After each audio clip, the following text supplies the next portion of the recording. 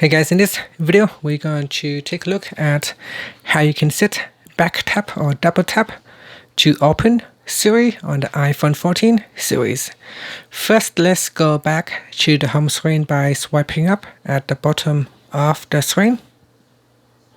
Then from the home screen, tap on settings, and in settings swipe up to go down and tap on accessibility. Next, we go down and tap on touch. Now scroll down to the bottom and tap on back tap. Next, tap on double tap or triple tap, and in here go to the system section and we go down and tap on Siri. After that, you can tap on the back key to go back to settings or swipe up to go back to the home screen.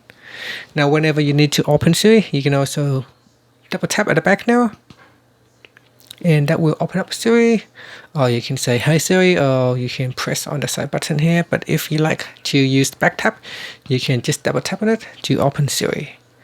And that's it. Thank you for watching this video. Please subscribe to my channel for more videos.